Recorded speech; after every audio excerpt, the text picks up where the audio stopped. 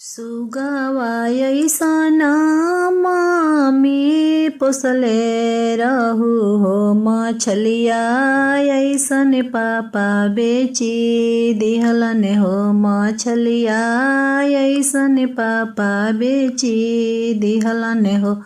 सुगवा अइसन चाची पोसले रहू हो, मछलिया अइसन चाचा बेची दिहलन हो। मछलिया अइसन चाचा बेची दिहलन हो।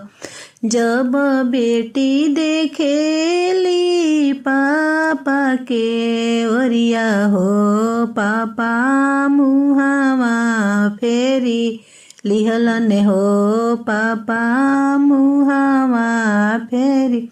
जब बेटी देखेली भैया के ओरिया हो, भैया मुहावा फेरी लिहलन हो। भैया मुहावा फेरी लिहलन हो। अब का देखेलू बेटी हमारे ओरिया हो, घरवा दुआरवा बेचवाइए दिहलू हो। घरवा दुआरवा बेचवाइए दिहलू हो। अब का देखेलू बहिनी हमारे ओरिया हो, खेतवा घरवा बेचवाइए दिहलू हो। खेतवा घरवा बेचवाइए दिहलू हो।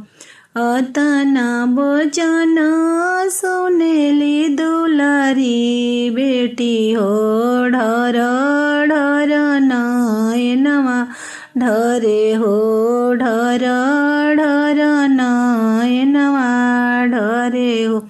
ऐसन बोलिया पापा जी नहीं रे बोली हो, बेटी घरवा के लक्ष्मी हई हो। बेटी घरवा के लक्ष्मी हई हो। ऐसन बोलिया भैया जी नहीं रे बोली हो, बहिनी घरवा के लक्ष्मी होली हो। बहिनी घरवा के लक्ष्मी होली हो।